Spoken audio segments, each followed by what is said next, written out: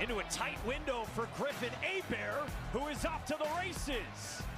75 yards for Hebert and a Louisiana Tech touchdown. Parker McNeil lofts one deep downfield, and it's caught by Cyrus Allen. McNeil will throw. He wins it. It's caught, and strolling to the end zone is Trey Harris. He hands it off to Crosby. Crosby bursts through and scores as he turns it into a long touchdown run. He'll throw it over the middle, and it's intercepted at the 40-yard line. The fake, deep drop, Bradley, deep ball. That ball's intercepted. Now the throw, intercepted. Louisiana Tech coming back the other way. Touchdown, Bulldogs. Oh, I like the style points with that hurdle getting into the end zone. That was Smoke Harris. He's going to be on his set. That was nice. Louisiana Tech, final record last season, 3-9. They put up a ton of points, averaging almost 30 points per game. When you look at the returners, a lot of returners on offense. You got a starting running back coming back. You got some of the starting wide receivers. 4 of the 5 offensive linemen will come back. And a key newcomer, Boise State transfer quarterback. We're going to get into all of that as we welcome in Louisiana Tech head coach Sonny Cumbie entering his second season alongside wide receiver Smoke Harris and defensive lineman Deshaun Hall. Guys, thanks for joining us. Appreciate you having us on, John. We're excited to be here. Second season as the head coach. What do you want to accomplish here in year 2? Well, here in year 2, obviously we want to win a lot more football games than what we did. I think that, and the way that we play and the way that we practice, I think is really increased. Our coaching staff has done a nice job with our roster in terms of bringing in quality talent in addition to the talent that we've already retained upon our roster. And so, as a team, we want to play tough, we want to play together, and we want to be tenacious. And I think we want to try to do that on a daily basis. You have the big picture goals that we all want, but I think on a daily basis to be able to do that in year 2 and really with the help of guys like Deshaun Hall and Smoke Harris in our locker room of getting that message out and really living that out on a daily basis. And then hopefully the results, on that left-hand column next year, we're sitting here and we got a lot more on the left side than we do on the right side. There's a lot to be excited about in terms of your roster. A ton of starters come back on the offensive side of the ball. Take us through that as well as a transfer quarterback who could be your starter next season. Well, we do. We have a lot of starters returning on offense, and I think it starts with the offensive line. You mentioned that. We've got Dakota White returning at left tackle, Bird Hale at left guard. Abe Delphin is coming back for his 7th year of college football. Got 3 degrees in this summer, and so he'll be our starter. He had an injury early in the season last year, so he couldn't finish the season at right guard. We've got a competition there. And then Carson Bruno is returning at right tackle. And so you feel really strong about the offensive line because of the experience. You feel really strong about the experience of a quarterback like Hank Bachmeier, who's 20-9 as a starter. He's coming into a football program, and I think the only thing that he's done since he's been here is learned. I think he's immersed himself with our team in the locker room. He's been a great teammate, and excited to see his development from June and July as we transition to fall camp, really starting tomorrow, and seeing where he's at with our offense. And I think he's done a phenomenal job with the other quarterbacks in the room, with Jack Turner, and being a leader and being a great teammate. And so a lot of experience there in game, but also a lot of experience in terms of preparation. I think one of the things you look at as a quarterback, he's 29 times he's taken a game plan on Monday, he's digested it on Tuesday, Wednesday, Thursday, Friday, and he's executed it on Saturday night. So he's experienced from that standpoint, and hopefully that experience goes through those other quarterbacks, and then it makes our team better. And guys like Smoke and D Hall, again, D Hall along the D line, giving us opportunities on offense to have the ball. And then, Smoke, we don't really need to overcomplicate things much with him. I could play quarterback and just flip him the ball and let him go make plays. So with Hank Bachmeier getting him up to speed on this air raid offense, describe what that looks like and how you want that to take it to the next level here, year 2. Yeah, I think that, when Hank got here, I think it took him about 7 or 8 practices of spring to where he was through learning basically how we practice, where we go in practice, and what am I trying to accomplish here on offense. And then you saw from about 9 through 15 where he started to get better. And in this summer, June and July, he made the most of our workouts. He did a great job there. And I think the one thing that's impressive about Hank and really all of our quarterbacks is the humility they approach the meeting room with. And he's, Coach, I want to learn. Coach, I want to know. I want to be able to be taught this offense. And it never was, hey, well, we did things this way one time, or I've always done it this way. It was like, Coach, teach me. I'm a sponge. And I think the teammates and the team really they really are drawn to that. And so I think he gets the ball out of his hand very quickly. From a tangible standpoint, he's very accurate. He's got a strong arm. And I think that one thing that we've learned through spring, I think that he does a very good job of is extending plays with his feet. And so he's highly intelligent and does a great job of anticipating. And I think that's the understanding, too. He understands grass, and he can anticipate and get the ball out on time. With Hank, are there any wrinkles to the offense that you can add because of him, because he can do so many things? Well, I think you allow yourself some more flexibility once he gets comfortable with our system in terms of maybe allowing checks on the field and allowing him to have a lot of leeway when it comes to seeing leverage, attacking leverage, and getting us maybe out of a bad run play into a good run play. I think he's really done a lot of that in his background, and so you want to continue to play into the strengths of things that he did really well. All right, offense, we know it can put up a ton of points. Defense, what do you want to see out of that unit here in year 2? Well, I think that if you look at our roster and you've watched us practice, and I think that these guys will tell you our defensive football team is much improved from an athletic standpoint. I want us to be able to create takeaways, and I want us to keep people out of the red zone. And so I think Coach Power and his staff, they did a really nice job this offseason, in terms of studying us, of studying the personnel that we have coming back. And I think that they did a good job in terms of bringing in players at linebacker, bringing in additions to defensive line, a couple of safeties that I think are going to really help us, corners also. And so our roster's improved. And so I think in terms of turning the football over, keeping people out of the end zone, those are the main things that we want to get accomplished. As far from what you've seen so far from the defensive side of the ball, what would you say is the strongest unit there? I think right now, watching it, D. Hall and Michael Clark are two of the returning starters on the D-line, and so you've got a lot of guys there. I think our depth, quality-wise, is better there. But I think linebackers are a strong unit. I think our guys at linebacker, really 1 through 5, 6 guys that we have in that room, in addition to our 2 freshmen that just got here, are very, very, very good football players. They're athletic, they can run. And Coach Carter, our linebackers coach, has done a very good job of coaching those guys up and preparing them really to be disruptive in Coach Power's system. Nice. All right, let's bring in your guys. Deshaun Hall, you lead that defensive unit on the defensive line. You hear your coach talking about how much pride he has in your defensive unit. What have you seen from your guys this offseason? I think this offseason we took a big step as far as execution-wise. Last year we were more so learning, and this year we're more so executing what we've learned. And we've got a certain sense of urgency about us now, and it's just the way we practice, the way we do our day-to-day.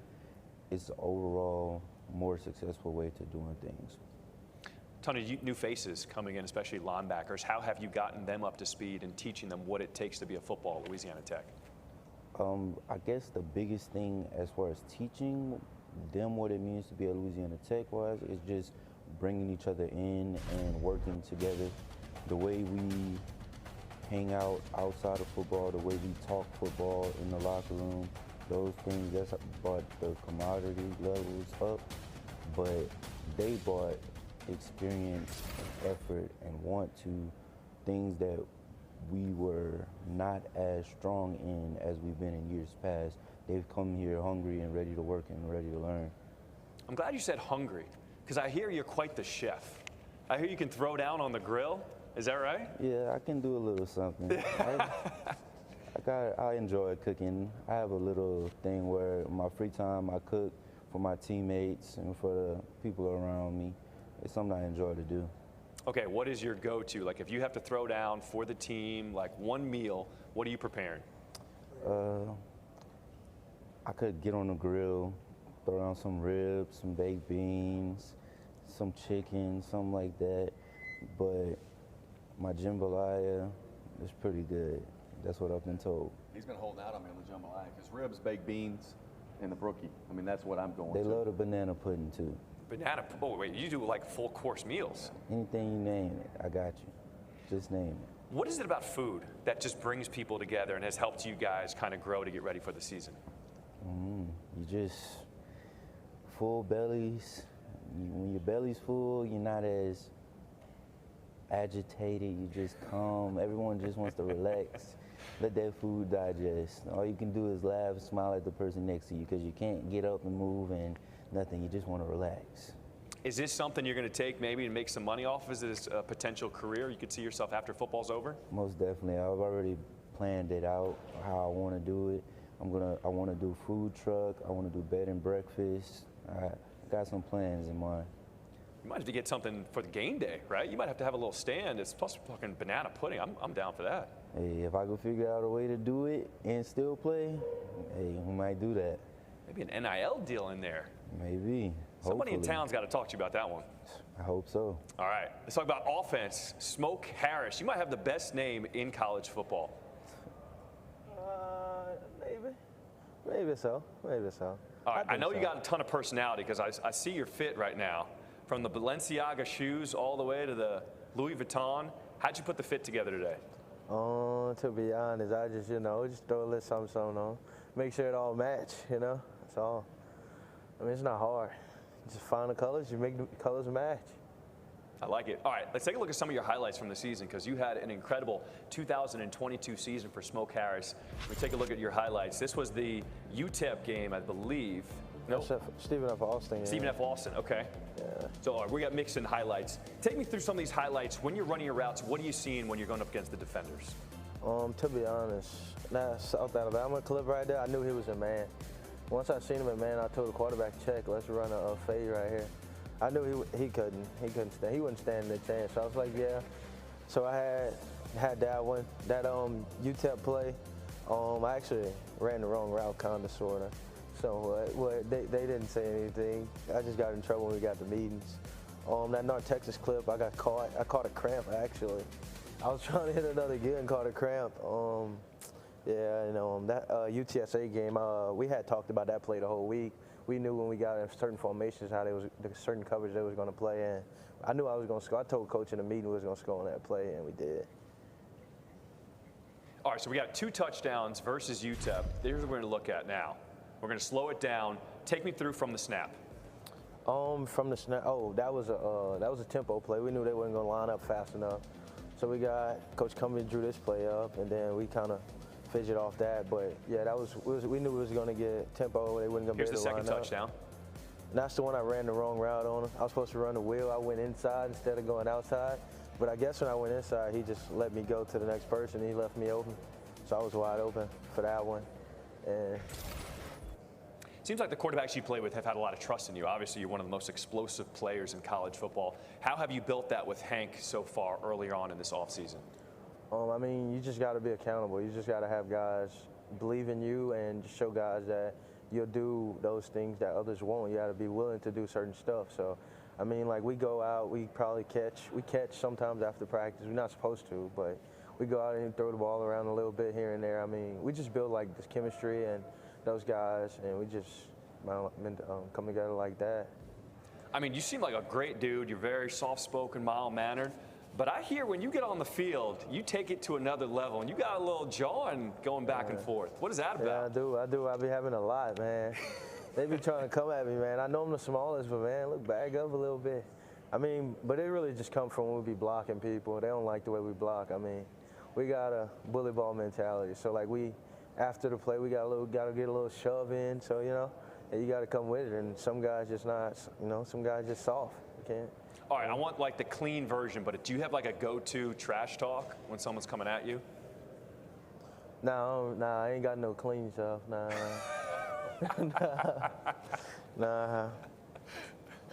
His trash talk is pretty spontaneous too. Okay. He does a good job of coming back with whatever somebody's giving him. I like it. All right, Coach, let's take a look at the preseason watch list for your guys for the Louisiana Tech here in Conference USA. Obviously, Smoke Harris, as a special teams player, people are going to be looking out as well as returning. But take me through your preseason watch list. Yeah, you've got Smoke as a kick returner and punt returner, and we all know he's a lot more than just a returner for our football team. As an inside receiver, he'll play running back. He'll line up all over the field on offense, and we'll try to get him the football a bunch of different ways. You got Carson Bruno, who, Carson was a defensive lineman in high school. He didn't start a football game until the Missouri game of last year. Really the week before, he gets thrust into the role due to an injury.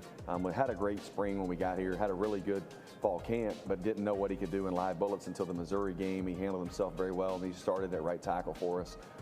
Very athletic, practices and plays the game at a high level.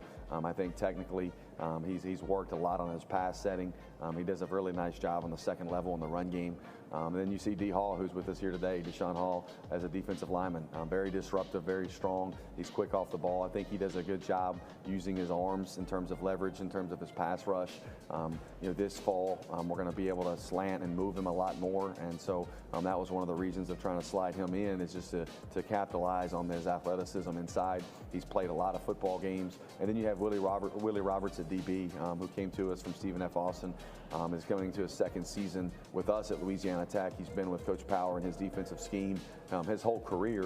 And so, looking for Willie to really take that next step, and in terms of being a lockdown player for us, being a player that we can play, to the field, to the boundary, and also in the slot.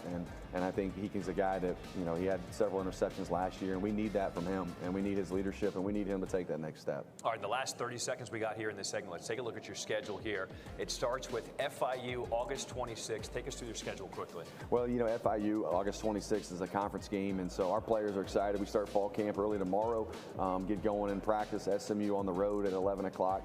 We play Northwestern State at home, which is going to be a tough game at 6 o'clock. North Texas, another former conference opponent, so we'll be excited for that one. We go to Nebraska. I know our guys will be really looking forward to playing there. And then our conference is a great conference slate. October is going to be a lot of fun. We play on Friday, Thursday, Tuesday.